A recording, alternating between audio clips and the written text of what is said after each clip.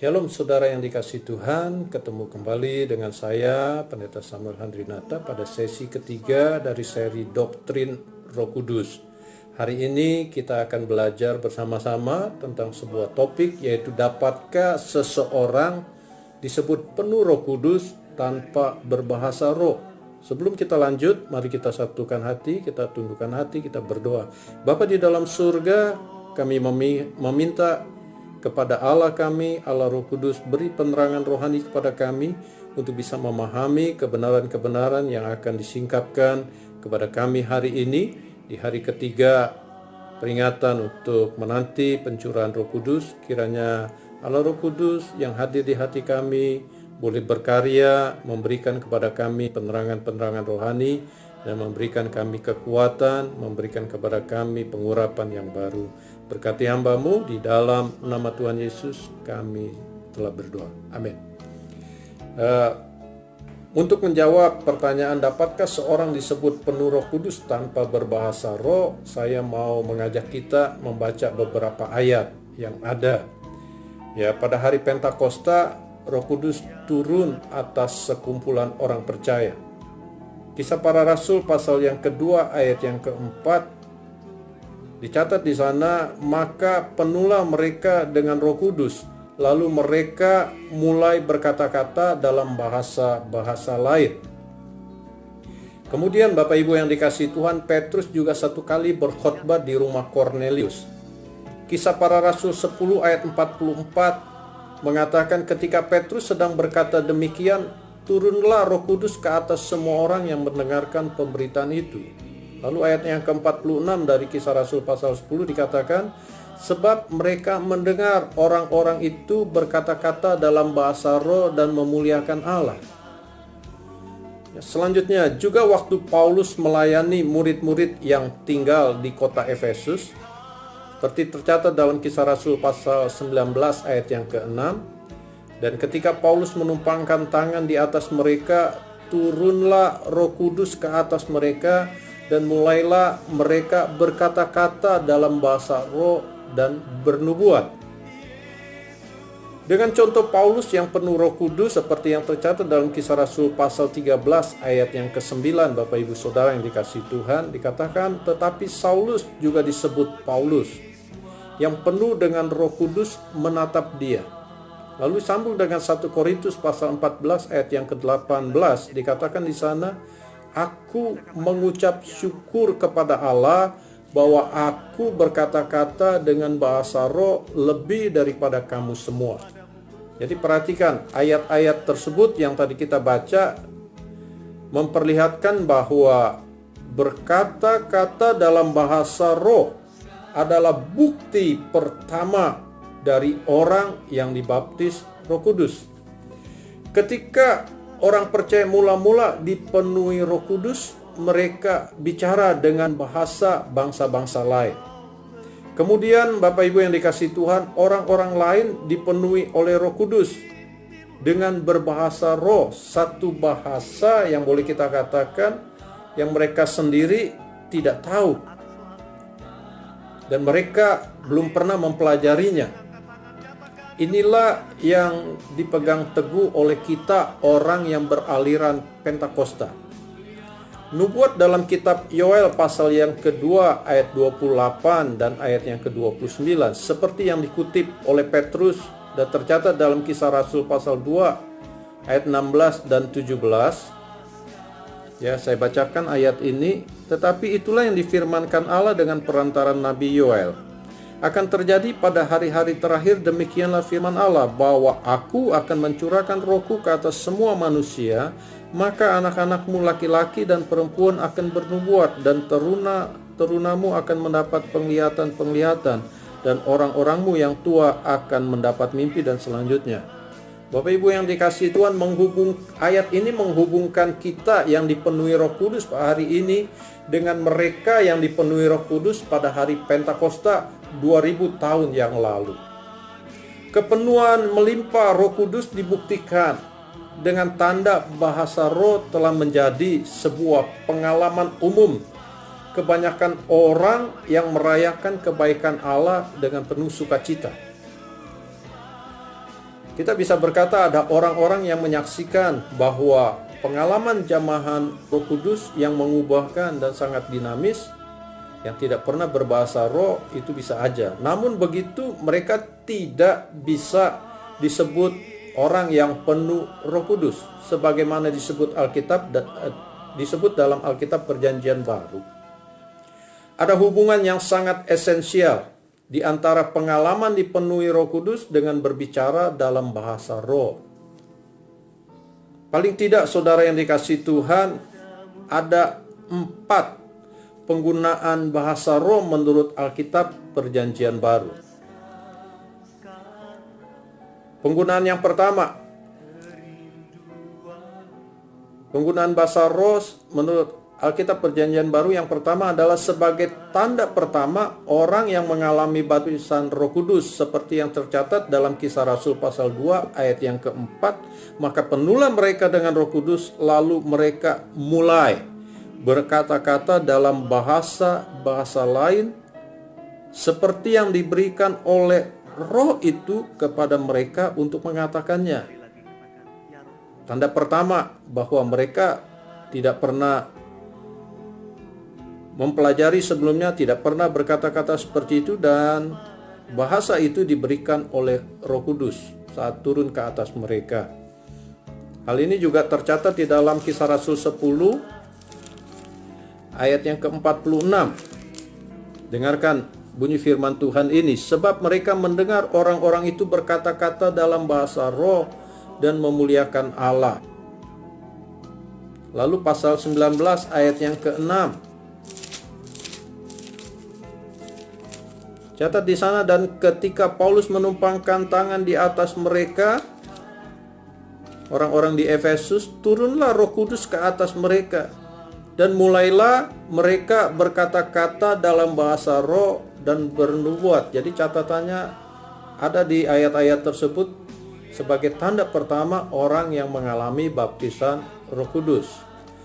Penggunaan bahasa roh yang kedua yang kita bisa tahu dari Perjanjian Baru adalah sebagai karunia yang bisa membangun umat Allah saat bahasa roh itu diterjemahkan, seperti dalam 1 Korintus pasal yang ke-12 ayat yang ke-10. Catat di sana saudara yang dikasihi Tuhan.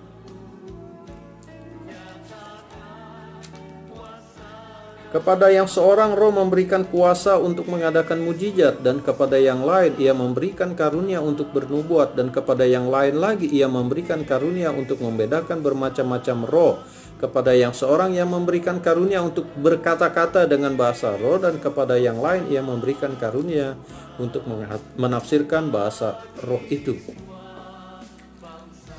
Yang ketiga, Bapak Ibu yang dikasihi Tuhan, penggunaan bahasa roh memberi makna sebagai satu tanda yang berguna untuk orang-orang yang belum percaya, sehingga mereka mau percaya, seperti yang tercatat dalam 1 Korintus 14 ayat yang ke-22. Karena itu karunia bahasa roh adalah tanda bukan untuk orang yang beriman, tetapi untuk orang yang tidak beriman. Sedangkan karunia untuk bernubuat adalah tanda bukan untuk orang yang tidak beriman, tetapi untuk orang yang beriman. Jelas sekali dari ayat itu. Jadi penggunaan yang keempat, bahasa roh adalah sebagai cara Allah untuk membantu saudara dan saya, membantu orang-orang yang dipenuhi Roh Kudus dengan tanda berbicara dalam bahasa roh saat berdoa dan memuji Dia, seperti yang tercatat dalam 1 Korintus. Kembali ke dalam 1 Korintus pasal yang ke-14 ayat yang kedua, dikatakan, siapa yang berkata-kata dengan bahasa roh, dia tidak berkata-kata kepada manusia, tetapi kepada Allah. Sebab tidak ada seorang pun yang mengerti bahasanya. Oleh roh ia mengucapkan hal-hal yang rahasia. Ayat yang ke-14 mengatakan demikian, sebab jika aku berdoa dengan bahasa roh, maka rohkulah yang berdoa, tetapi akal budiku tidak turut berdoa. Dalam keempat hal ini, saudara yang dikasihi Tuhan, bahasa roh atau bahasa rohnya sama pada intinya, tetapi beda pada tujuannya.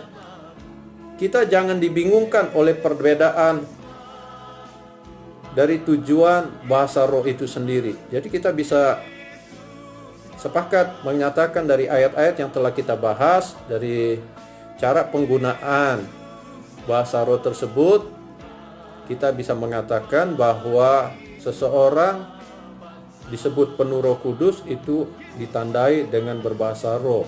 Jadi jika tidak ditandai dengan berbahasa roh, kita belum dapat menyebutnya orang tersebut penuh atau dibaptis dengan Roh Kudus. Demikian paham kita bersama-sama bahwa kita tahu, kita yang pernah dibaptis oleh Roh Kudus, kita yang punya pengalaman ini, kita menyadari dan kita mengiyakan bahwa memang saat kita dipenuhi atau dibaptis Roh Kudus, mulailah lidah kita dikuasai oleh roh. Kita tidak bisa menguasai lidah kita, sepertinya lidah kita diatur, diputar oleh Allah sehingga kita bisa mengucapkan bahasa-bahasa yang belum pernah kita pelajari, yang kita belum tahu saat itu artinya. Tetapi Alkitab mencatat di dalam Kisah Rasul pasal yang kedua bahwa baik orang Yahudi, ayat 11, baik orang Yahudi maupun penganut agama Yahudi, orang Kreta dan orang Arab, kita mendengar mereka berkata-kata dalam bahasa kita sendiri tentang perbuatan-perbuatan besar yang dilakukan Allah.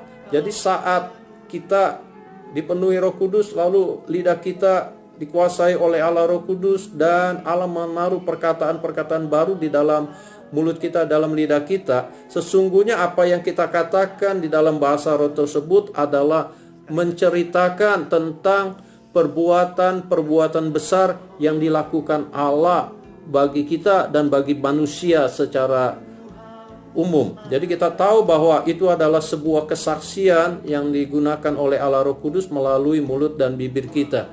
Kita patut bersyukur tentang hal ini, dan saya sebagai pribadi hamba Tuhan, saya mendapatkan baptisan Roh Kudus dengan tanda berbahasa roh, dengan tanda berbicara dalam bahasa yang baru yang belum pernah saya pelajari. Yang saya juga tidak tahu adalah pada saat saya ditumpangkan tangan oleh seorang hamba Tuhan, dan itu pada usia saya masih muda, saudara, masih remaja.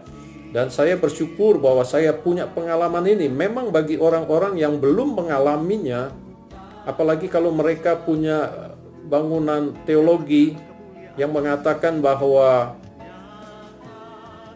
dipenuhi Roh Kudus tidak harus berbicara dalam bahasa roh. Kalau frame-nya seperti itu, kacamatanya seperti itu, maka sulit sekali mereka mempunyai pengalaman ini, kecuali Allah Roh Kudus intervensi di dalam diri mereka.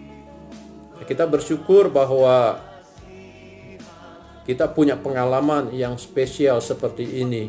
Kita berdoa supaya saudara yang mendengarkan hal ini mempunyai kerinduan, mempunyai kehausan untuk Allah Roh Kudus memenuhi hidup saudara. Tuhan Yesus membaptis saudara dengan Roh Kudus sehingga saudara ditandai dengan berbicara dalam bahasa yang baru. Saya punya kawan, saya punya teman, ada orang Sumatera Utara, dia dipenuhi oleh Roh Kudus, dan bahasa yang keluar dari mulut dan bibirnya saat itu adalah berbicara dalam bahasa Mandarin. Dia tidak pernah belajar, dia tidak pernah mengerti itu, tetapi dia bisa melakukannya. Dan kita bersyukur bahwa inilah kekayaan seperti yang tercatat dalam Kisah Rasul pasal yang kedua, glosolalia seperti ini. Tuhan akan menolong kita. Bukalah hati saudara, berdoalah saat ini, mintalah Allah Roh Kudus memenuhi hati saudara. Biarlah saudara ditenggelamkan, dibaptis di dalam Roh Kudus sampai penuh, sehingga hasrat dan kerinduan saudara itu digenapi oleh Allah, dan Tuhan Allah Roh Kudus akan menguasai lidah saudara, dan saudara akan mulai berkata-kata dalam bahasa roh di dalam nama Yesus Tuhan. Allahku, Engkau tahu kerinduan kami masing-masing. Biarlah kami yang punya rasa haus dan kerinduan yang besar untuk dibaptis, dipenuhi, ditenggelamkan di dalam Roh Kudus, itu kami boleh mengalami sendiri pengalaman yang baru di dalam Allah, di mana kami bisa ditandai dengan berbicara dalam bahasa-bahasa yang baru, yang kami bisa pahami dan mengerti, bahwa bahasa yang terucapkan itu adalah dari Roh Kudus sendiri, dan itu merupakan sebuah kesaksian tentang perbuatan-perbuatan Allah yang besar yang dilakukan bagi manusia, bagi dunia ini. Kami rindu Tuhan dipakai untuk menjadi saksi Tuhan dengan hal ini. Terima kasih Bapa, terima kasih Tuhan Yesus Sang Pembaptis kami dengan Roh Kudus. Tuhan mengurapi setiap kami dimanapun kami berada, baik di rumah, baik di jalan, baik di tempat yang lain. Kami dapat mengalami baptisan Roh Kudus asal kami punya kerinduan yang besar, asal kami punya kehausan yang dalam. Di dalam nama Tuhan Yesus kami berdoa, dan biarlah pelajaran ini menjadi berkat tersendiri bagi kami. Setiap kita yang percaya kita mengatakan amin. Saudara yang dikasihi Tuhan, kita akan bertemu kembali pada hari esok di dalam pelajaran yang keempat. Saudara yang dikasihi Tuhan, pelajaran yang sungguh-sungguh akan lebih menantang bagi kita, bagaimana kehidupan orang yang dipenuhi Roh Kudus. Kita akan dituntun untuk mengetahui kalau orang dipenuhi Roh Kudus akan seperti apa, sehingga itu akan menolong kita memiliki rasa haus yang dalam, rasa haus yang besar untuk mengalami kepenuhan Roh Kudus. Tuhan memberkati kita. Sampai jumpa pada hari esok. Amin.